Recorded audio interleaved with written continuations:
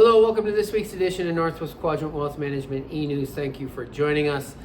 So we don't have, unfortunately, a lot new to report because we feel like we've been a bit of a broken record, but that's sort of what the Federal Reserve is creating. We got a Federal Reserve announcement today where they left the Fed funds rate unchanged. And in his press conference, he was sort of wishy-washy. It was very similar to the last press conference.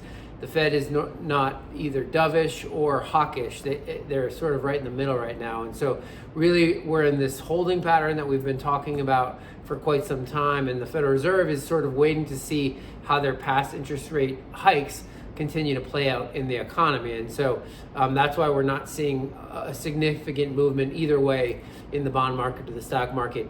We're now 23 months from the all-time high where the stock market hit almost 2 years ago. In January, it'll be 2 years. And so the market, like a lot of you sense, hasn't really gone anywhere in quite some time. And that's because we're waiting to see how this plays out, how the Fed rate hikes play out. We got a GDP print for the third quarter last week where we saw the U.S. economy grow by almost 5%, which was better than expected.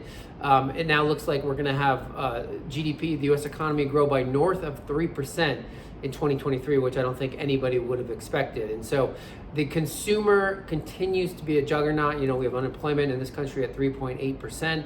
And so, the GDP number, the U.S. economy, 70% of that is consumer spending. And because unemployment is so low and the baby boom generation especially is flush with cash and spending more than they ever have, that is single-handedly keeping the economy afloat. So unfortunately, until we have either some economic data that is either really looking like we're going to go into a recession or it continues to be positive and earnings go higher, markets are probably most likely going to trade in this range. That is the one caveat to that is what Josh can talk about, and that's the bond market.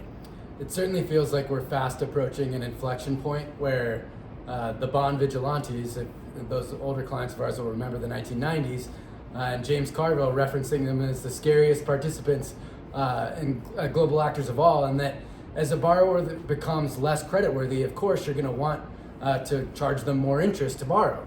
And that's in fact what's happening in the United States, at least on that long end of the curve, when you're loaning money to the US government over 30 years and over 10 years respectively, bond investors are requiring a higher rate of interest.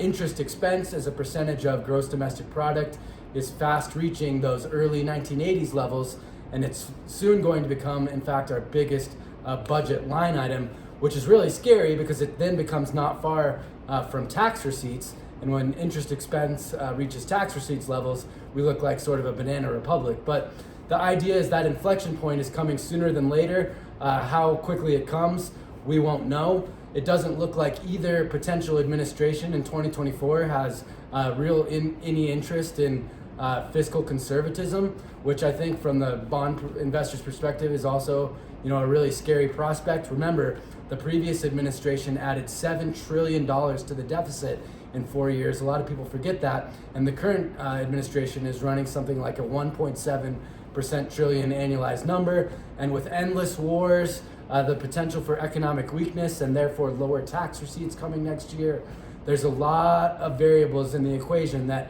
potentially mean higher long-term interest rates regardless of what the Fed does.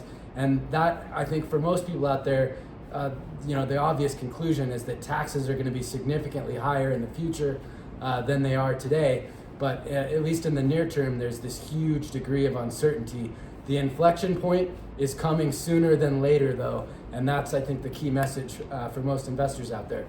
The good news for a lot of you, especially you savers and people that have money in fixed rate investments like CDs and bonds, is we really wholeheartedly believe that rates will continue to move higher because the Fed's going to have to deal with inflation at some point and really put it to bed. And then the things that Josh just mentioned about the bond market, the bond investor is going to require higher interest rates to buy those bonds. And so, for 18 years, you got nothing on your safe investments, and we're finally getting some yield. So, we wish we had some more definitive information for you, but this will continue to play out over the coming weeks and months as we, get more certainty from the economic data and then what the Fed does with that data. So as always, if you have questions about your situation or your account, you can call us at the office, 800-743-0988, or email either one of us, Josh or Tyler, at northwestquadrantwealth.com. We'll see you back here in 2 weeks.